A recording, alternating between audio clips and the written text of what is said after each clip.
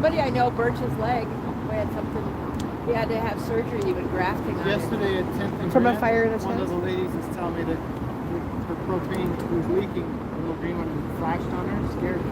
Oh. I'm glad you're only scared. I think I have a problem. It's more a personal problem after doing so much research with these little green ones. The threads are so small. You have a lot of them that don't thread right and they leak. Yeah. That little. I would stay away. And from then with the those. tarps and the tent and everything, they make sparks, aren't they?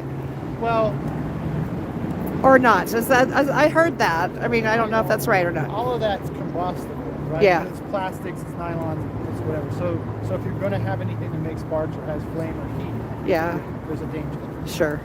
Yeah.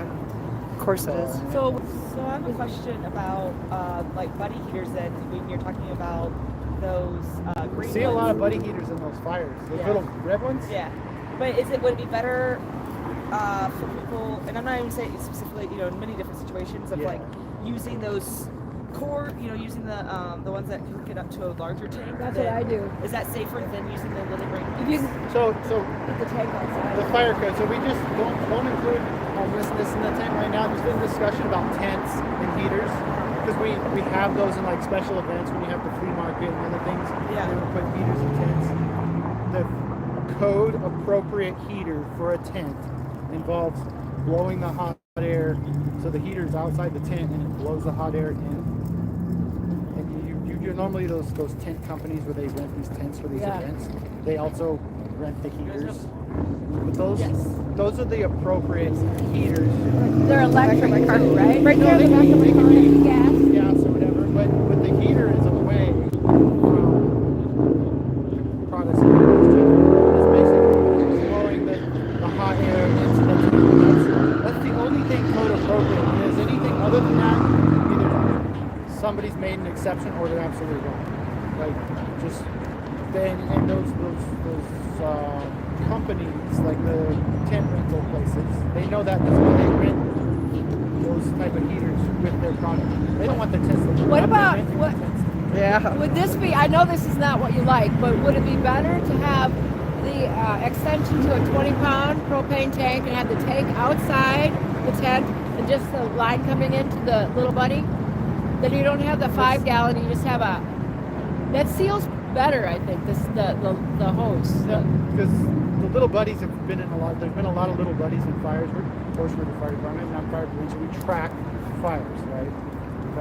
And so when we go out, we take a look, we see what the cause was and stuff like that. We find a lot of those little buddies Okay. involved in fires. So it's the little buddies that you Is have the that issue more due with. to well, popularity of them? personally, Yeah, that you I have. feel I like think- that's like the number one.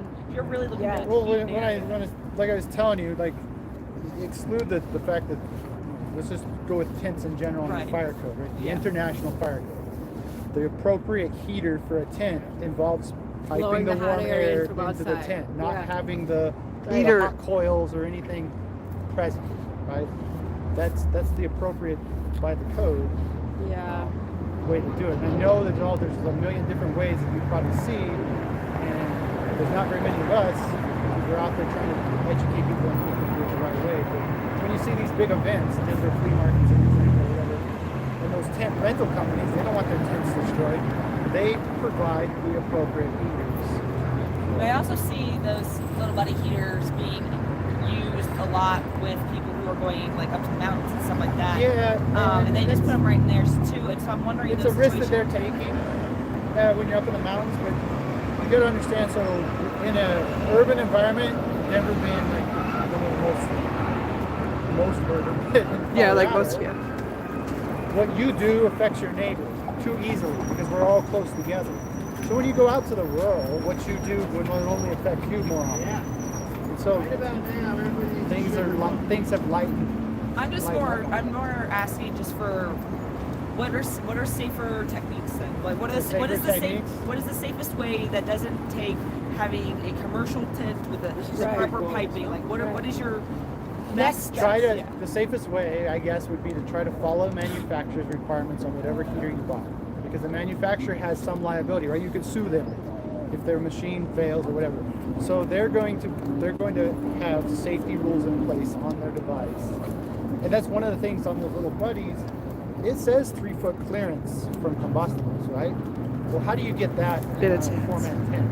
It's impossible. So it's impossible for them to comply with the manufacturer's recommendations of the use of the device, right? But if you can, if you're personally going out camping and you get a heater, try to follow all the rules that the manufacturer has recommended, because like they don't want to be sued, right? Wouldn't So a they're gonna have little to- buddy would be safer than an open flame. Yes, a little buddy is safer than an open flame because it's contained, Right. but it has its own dangers. It's radiant heat, and the dangers are listed by the manufacturer. When the manufacturer themselves, written on the device, is saying keep it 3 feet away, Yeah. stuff like that. They clearly are trying to protect their own interests because they don't want to be sued.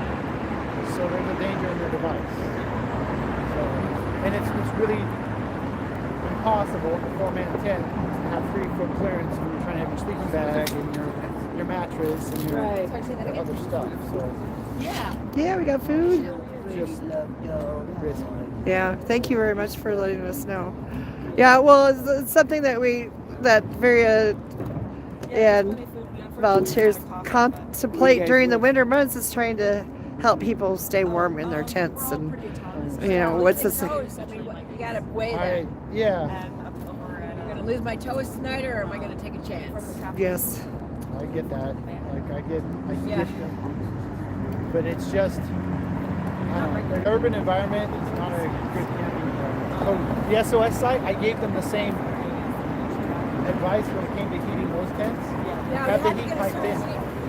We bought a bunch of heaters for that. SOS and Park Hill. They had to be 400 watts, no more, because they all have to share the same electric, I think. That's So weird. I it's- don't know it's anything a about space that. heater like this.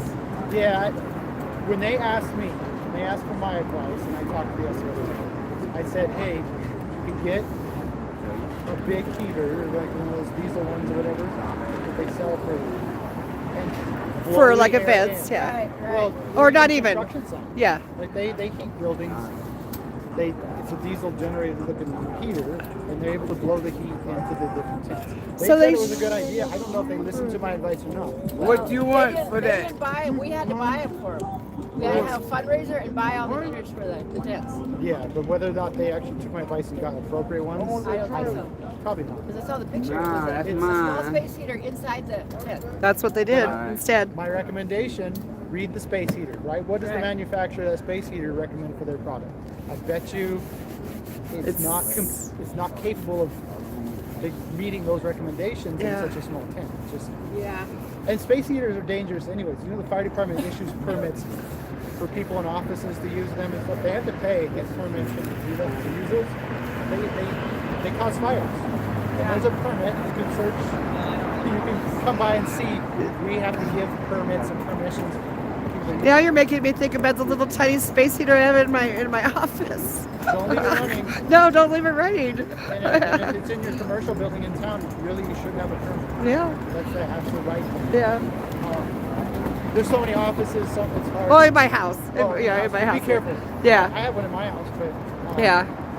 I'm very aware. Aware of it. Yeah. Space heaters are best. The radiant heat, You know what? Oil. They've all been signed off as safe. They have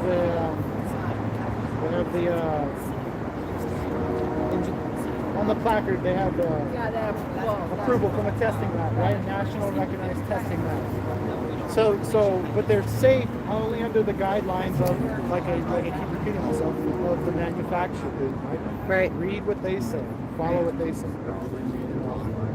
So, yeah. But when you go outside of that, now you're taking chances on your own, and it could be, who knows when. Yeah. So that sounds like a good idea. If you have like several tents that could use one of those heaters and have some kind of system to blow air into each individual tent. I mean, there could be That's what I some, recommended to the SOS Yeah. site. One that came to me for advice. They didn't do it. Oh yeah, you have mentioned like Yeah.